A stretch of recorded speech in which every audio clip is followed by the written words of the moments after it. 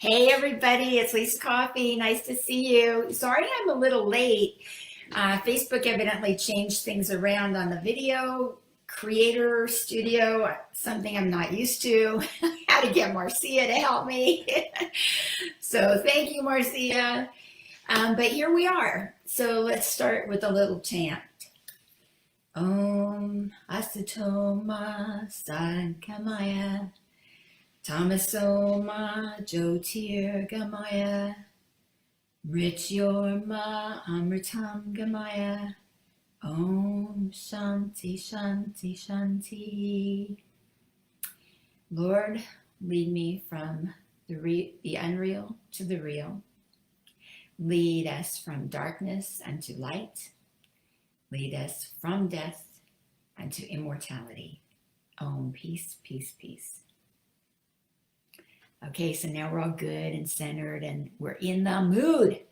So tonight's topic is Rise Above. We're on Thursday night tune-up. We're going to get our little spiritual gear on, right? So here we go. So as you know, I'm a big fan of the Bhagavad Gita. And one of the chapters is about the gunas. And there's a line in there that, we made this into a song, and it was like, the gunas, rise above the gunas. It's really cute. So I just wanted to find that and go over it with you. So it's pretty cool. Okay, so it's chapter 17 called 3 Kinds of Faith, and it's here, but it's in any Bhagavad Gita. So it's all the same, whichever Bhagavad Gita you have. It's all the same. It's just the commentaries are different. Sometimes the translations might be a little bit different, but basically they're going to explain. So here's how it starts. So Arjuna, as we know, is on the battlefield with Krishna, and he's asking Krishna all these questions. So Arjuna is the student, Krishna is the teacher. So this time he says to Krishna, there are those who sacrifice to God with true faith and devotion. But what kind of faith would also discard the scripture's injunctions? So what he's really asking is, some people read the scriptures and they know what we're supposed to do, but they do something else anyway. Like in the Mahabharata, which is the big epic that the Bhagavad Gita is a part of, there's this character Duryodhana, and he's like the villain, and he has this conversation with Krishna, and Krishna is trying to tell him, dude, can't you just do the right thing? It would be so simple if you just negotiate with your cousin. We could get on the same page.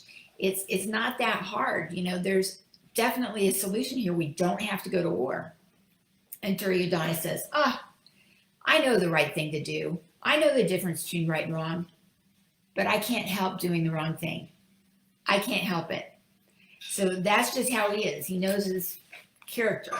So Krishna's like, okay. But Krishna's answer to Arjuna is, with humans, there are 3 kinds of faith based on each personality. Sattva, Rajas, or Tamas will correspond individually. So now he goes on to explain what this means, Sattva, Rajas, and Tamas, these 3 kinds of faith. So he's going to start with Sattva. Those who are dominant in Sattva worship God in the many aspects. Rajasic ones worship power. The Tamasic ones worship ghosts in respect. So what he's saying is that if you're dominant in Sattva is purity, goodness, wholesomeness, then someone who is dominant in that tendency to be good and pure is going to worship God in the many aspects. So it's like you see God in different people. You see God in the scriptures. You understand the difference between right and wrong. You know that you have to answer to God. You're on the spiritual path. You're striving towards enlightenment. Rajasic ones, this is the overactive, the overstimulated, the hyper ones, the ones who are very ambitious, the ones who are materialistic. You know, they're the ones that work for the money. They're the ones who, you know, get a new car every 3 years just because they can, or just because it's going to make them look good to the neighbors or whatever. You know, they're the ones who are climbing that corporate ladder for more and more and more, and buying a bigger house and traveling everywhere. They can't sit still. He's saying they worship power.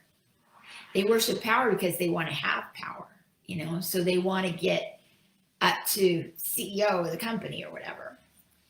And then, so they put that ahead of God, ahead of their spiritual path. And they say the Tamasic ones worship ghosts and respect. So the Tamasic ones, these are the ones who are more heavy, and they're hard to motivate. They're kind of, you know, lazy or lackadaisical. They're kind of fine with how things are. They're not eager to change anything, so they don't necessarily grow spiritually either, because they're just kind of stuck where they are.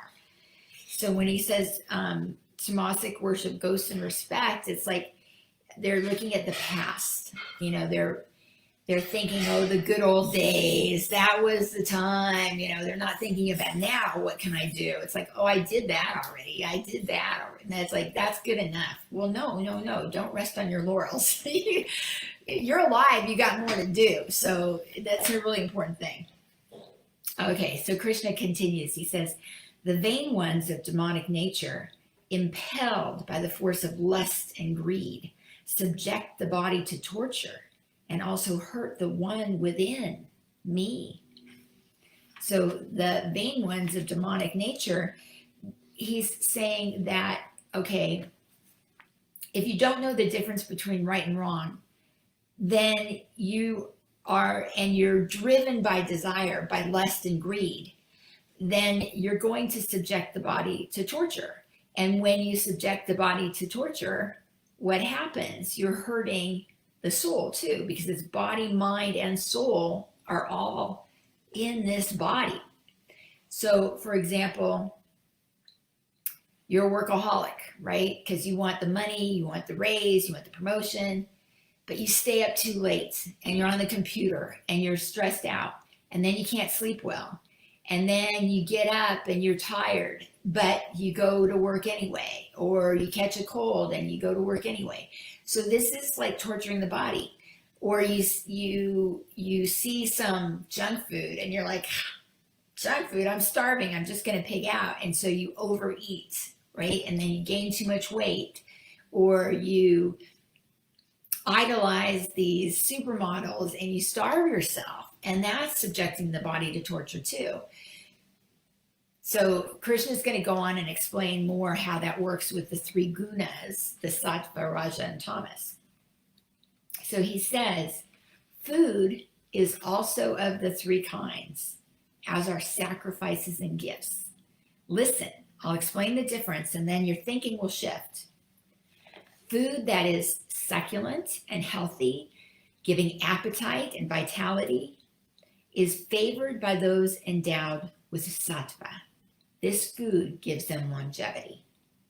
So we know what this means, right? Fresh foods, foods that are in season, foods that are grown locally, foods with no GMOs, no chemicals, no pesticides, you know, more of that organic, natural, wholesome foods, right? Not necessarily fried in a bunch of oil or, you know, cooked until it's like dead or whatever, and favoring more of a plant-based diet. Like Ayurveda shows up in the Gita a lot, and Ayurveda recommends a plant-based diet with the exception of some milk or dairy products, because in India, cows are sacred. And so cow's milk is very good for you. We have different cows in the United States than they have in India. In India, they have what's called A2 cows. They're the ones with the kind of long ears, and they give a different kind of milk than our Jersey cows do or Guernsey cows do. So for some reason, the A2 cows have a different chemical in it that makes it easier to digest. So it's better for humans. If you'll notice, if you go to any of the markets now, it used to be just I could find it at Sprouts, but you'll find A2 milk in the regular dairy section. So if you have any kind of sensitivity to dairy and think that, oh, I'm lactose intolerant, so I have to have almond milk or whatever, which is what I have almond milk. And it's fantastic, right? I don't have soy milk because I'm allergic to soy, and also because soy blocks the channels meaning the nadis that go between body and mind so that it all can communicate with each other. And it's just too big of a cell to get through. So it's all very scientific, but anyhow, so the other thing is Ayurveda says milk is okay if it's A2 milk, right? Or almond milk doesn't even count as milk because that's a plant-based thing. Or ghee. Ghee is amazing. It's clarified butter. It's you want to look for cultured clarified butter, cultured and organic clarified butter, and it's very medicinal. So that's what you want to look for when you look for ghee. But I have ghee every day. It's really good for your digestive tract. It's good for keeping you moisturized on the inside, lubricated on the inside, which is we need as we get older, right? Okay. Yogurt is also very good because it's got the probiotics in it. So dairy food's okay. But, meat in Ayurveda is not really a food. It's more of a medicine. So if you're sick and you need bone broth or something like that, then that's what they recommend as a medicine, but not on a regular basis. And mostly that's because, the energy that's in the food, if the animal has been killed in some way, then there's fear in that, and then you're taking that energy in. So, but to each his own, and I know not everyone can be vegan or vegetarian, and wherever you are at, that's cool with me. I'm not judging. I'm just kind of telling you what Ayurveda says. Actually, I go to the temple, the Vedanta Society temple, and the Vedanta Society is based out of Bengal, Calcutta in India. And most Bengali people like fish a lot because they're right there, where all the fishing is. And so they'll eat fish, but pretty much not other meats.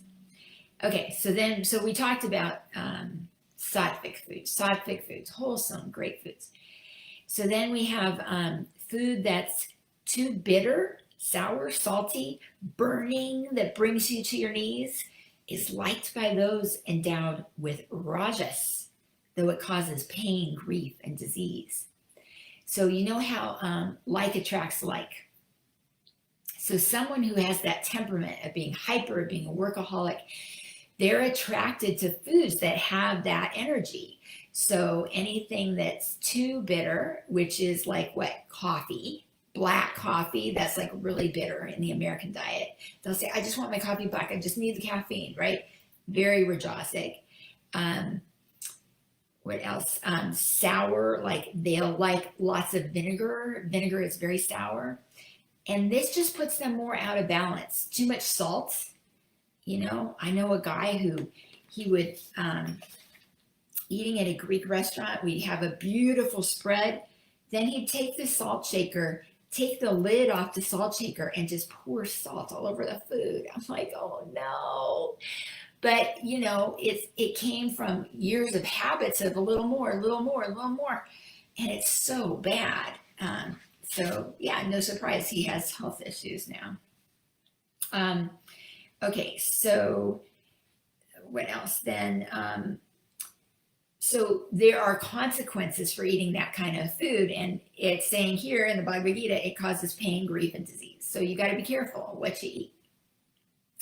Food that is stale and tasteless, putrid, unclean, or rotten is liked by those endowed with tamas. Health for them is misbegotten.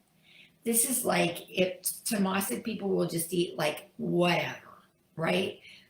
Week-old leftovers in the refrigerator, it is like dead food at this point.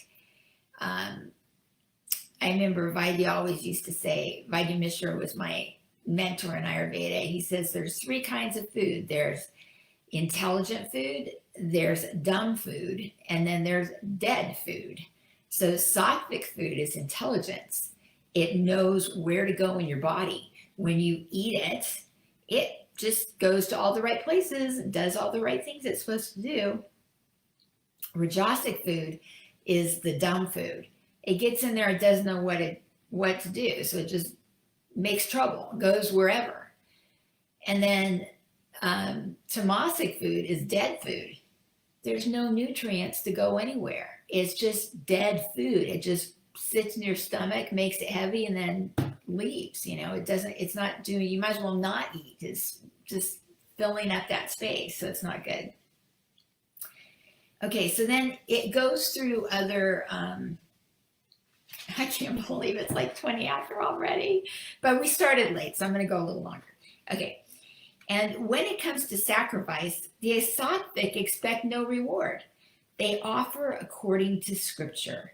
This is a duty they look toward.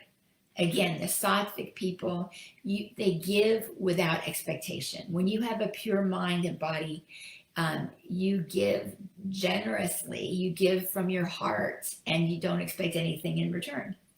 Those with the nature of rajas sacrifice with much expectation. They perform for the rewards and for the sake of ostentation. So these are the people that they go to work, they work, give me a paycheck. You know what I mean? Their heart's not in it. They're just working for the paycheck. Also, it's like people who are very wealthy, they want to give to charity, right?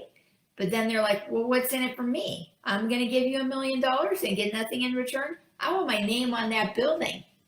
So, that's what they're saying, ostentation, to show off or whatever, right? And those with the nature of tamas offer no food and chant no hymns. They feel no need to give money. If there's any faith, it's very dim. So the tamasic people are like, what? Me give money? I'm taking care of myself. Charity begins at home. Why should I help anybody else? Because they don't understand that when you help others, you are helping yourself, because we're all connected. We're all one. If one of us suffers, all of us suffer. If one of us benefits, all of us benefit. That's the nature of spirit. But the tamasic people don't see it that way. They're like, I'm in this alone. I'm out for me, So basically, let me skip ahead to this part. Okay. So Om Tat Sat, 3 words designate Brahman, by which all of creation arose. The Vedas, sacrifices, and seers in ancient times, and so it goes. So now he's going to explain what Om Tat and Sat mean. Because if we go Om Shanti, Shanti, Shanti, Shanti, Om Tat Sat, right? Therefore, Om is always the first word said by a Brahmin devotee with any act of sacrifice or a gift or austerity. So, when we greet people, we say, Hari Om. It's like a nice way to say, I recognize your divinity. Hi, hail to God and the God within you, right? Om represents the universal, the all. And Tat, meaning the absolute, is said without expectations, with sacrifices, gifts, and more by those seeking liberation. Tat meaning the absolute. And the best way to be is to not have expectations. I learned a very important lesson when I was 16 in like one of my very first self-help groups. This quote that I remember to this day: unfulfilled expectations cause upset. So when you have no expectation, you won't get upset. Okay? It's that simple. Be open and willing. You can strive for something, but you don't have to expect it to be a particular way, which is your particular way, in your particular time, for your particular timeline or whatever. Just be like, I'm going to do my best, and whatever happens, happens, because I trust God. I trust that everything's going to work out for my higher good, no matter what. Just reminded me of Betty Ann Brennan. The world is unfolding perfectly, no matter what. No matter what. She was so right. So, rest in peace, sweet Betty Ann. We love you, and you taught us a great lesson. And Sat. Sat means goodness and existence. And it also means steadfastness and faith. This word is used in connection with auspicious actions you take. So remember that, Om Tat Sat, Om Tat Sat. It's like a little 3-word prayer, meaning I'm doing my best work, God, for you, and I'm letting you take care of the details. Basically, that's the whole meaning. I have no expectations. I trust that you're going to take care of, and it's however it turns out, I'm fine. So he says, with any act of sacrifice, with any gift or austerity, direct your faith and will towards Brahman. Without faith, there's no prosperity. So coming back to rise above, how do we do this? Rise above the gunas. Rise above the gunas. Rise above the gunas. So if you're in tamas, you have to go to rajas. Rajas is like the next step before you can get to sattva. So in tamas, you're on the couch, a couch potato. Oh my God. So what's the first thing you got to do? You got to get up. So that's rajas. Put some rajas, some energy into it. Get up.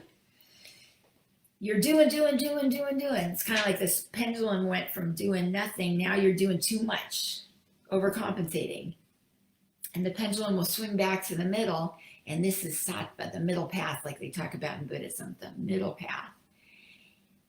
And then what do? Okay, you're in goodness and wholeness. You're living a good life. Now you want to rise above the gunas, because there's more to life even than sattva, even than that goodness and purity. There's divinity. There's surrender. So pretty cool, huh? In fact, I do a once a month class. So I think our next class is August 22nd. It's going to be from 4:30 to 5:30 on that Sunday. And Swami Satyamananda is going to be with me. We're going to be talking about surrender and how it is the highest spiritual point. He's an amazing speaker, and so I hope that you'll join us. So it's 7:30. I got to go chant. I've got a chanting group on Thursdays. I hope you guys are going to be doing some chanting tonight too. But let's close with our Shanti Prayer. Om Shanti Shanti Shanti Hari Om Tat Sat Sri Ramakrishna Paramastu. Thanks so much, everybody. Much love, and I will see you soon.